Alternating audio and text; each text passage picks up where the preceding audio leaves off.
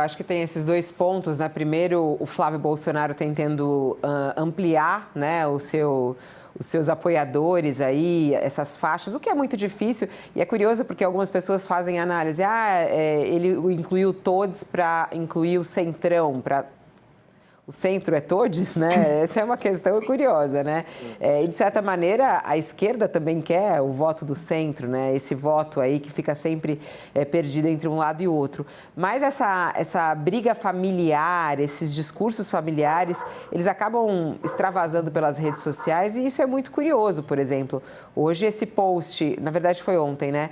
O post da Heloísa Bolsonaro está chamando a atenção e está repercutindo, né? No qual ela coloca lá: Eduardo sabia dos riscos, sabia que quanto mais pressionasse o Supremo, mais sua família poderia sofrer.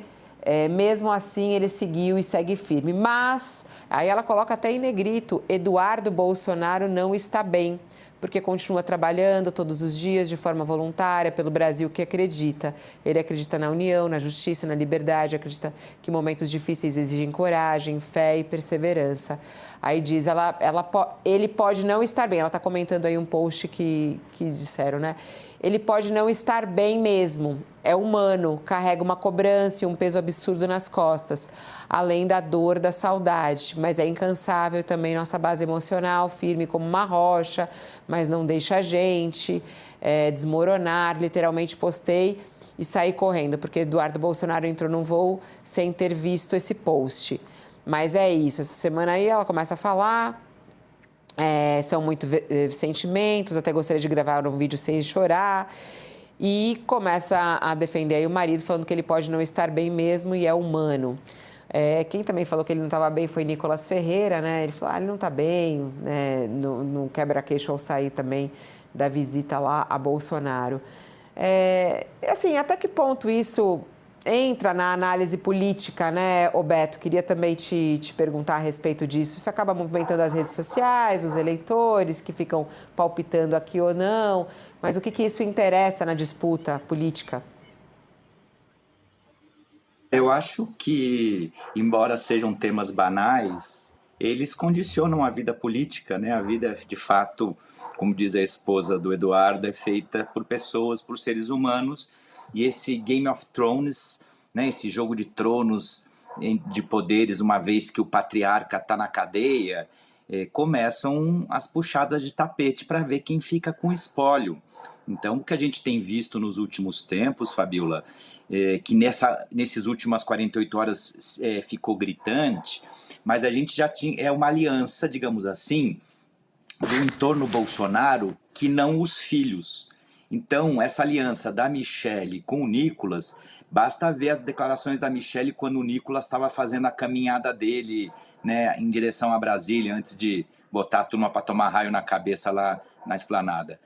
Naquele processo, a Michelle ungiu o Nicolas, como diria o próprio Josias, né? Como o garoto prodígio da turma, até porque o garoto prodígio não pode disputar a eleição presidencial antes de 2038, se não me equivoco. Então, é a típica aliança que para Michelle não gera problema. E Michelle, Nicolas representam uma ala muito próxima ao Bolsonaro, mas que gostaria de ter Tarcísio como candidato e a Michelle como vice, né? E isolar os filhos do Bolsonaro, que segundo esse entorno são vistos como desde o primeiro ano do governo dele a gente escuta, né, aquela turma que passava pano dizia, não, o Bolsonaro tá bem, o problema são os filhos, né?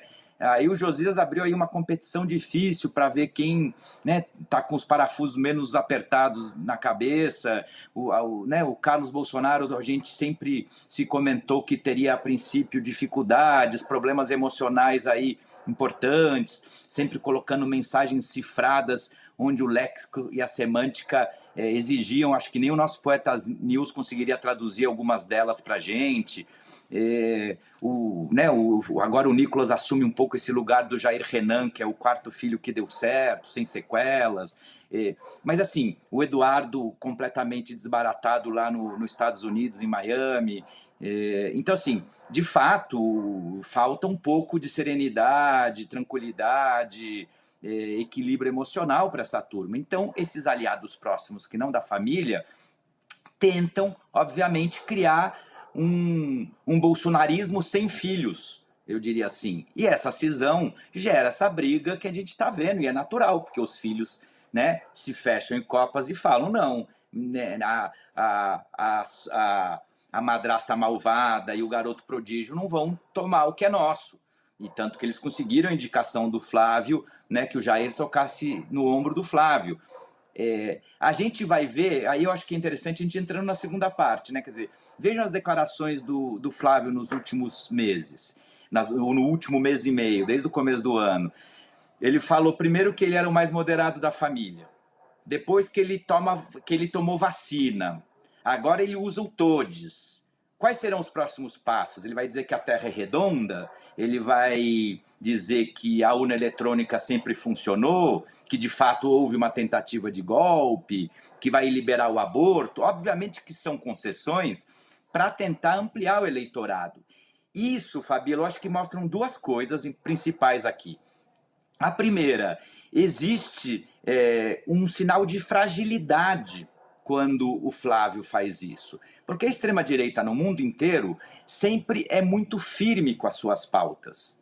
Pode ter certeza que os aliados internacionais do Flávio, de Orbán a Trump, a Meloni, Le Pen, Ventura, Abascal, Cast, Milei, essa turma não gostou de ouvir eles falando todes. Não soou engraçadinho. Por quê? Porque essa turma não claudica nos seus princípios. O Bolsonaro fez isso durante a pandemia. Arriscou e perdeu popularidade para não comprar vacina até o Dória comprar.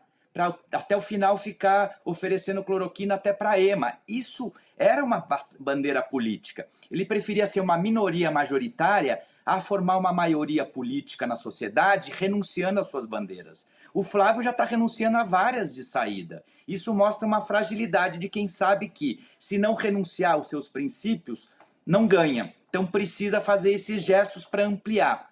Esse eu acho que é um dos lados dessa demonstração que o Flávio vem fazendo das diversas concessões.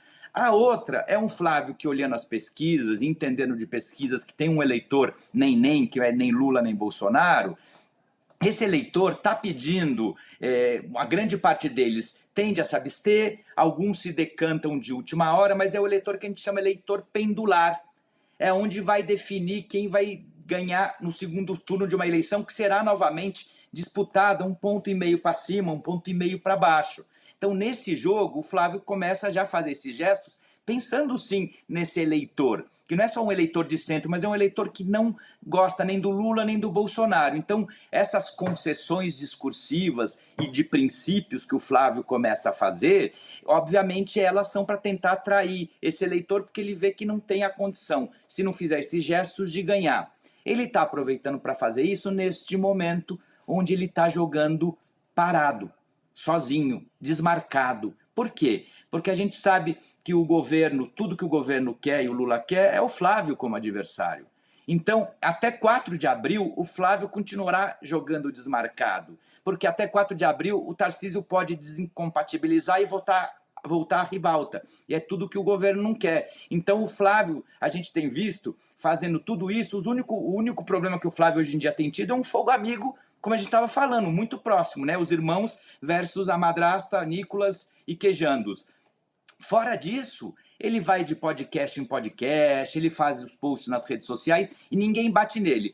Tarcísio e Centrão não podem bater, porque se quiserem voltar à ribalta ou quiser se reeleger a governador, não podem gerar essa celeuma diretamente. E o Lula, até 4 de abril, não vai bater. A partir do 4 de abril, acho que esse jogo vai mudar bastante, mas até lá o Flávio vai ter essa liberdade. Então, eu acho que esses movimentos dele são também para tentar fazer uma, né, que a gente diz, a primeira imagem é a que fica. Ele está tentando se vender como o bolsonarismo light, moderado, porque ele sabe que depois ele vai ser colocado diante de questões de ter falado que tinha que jogar, os Estados Unidos podia jogar 2 bombas atômicas no Brasil, que os Estados Unidos tinha que botar, né, mísseis na Baía da Guanabara, loja de chocolate, Queiroz. Ele sabe que isso vai aparecer, mas por enquanto os seus adversários, tanto os que querem a sua vaga pela direita como os que estão do outro lado, estão quietos esperando o 4 de abril. Então por isso que a gente acaba magnificando os problemas do jogo de tronos internos, porque do resto o campo está livre para o Flávio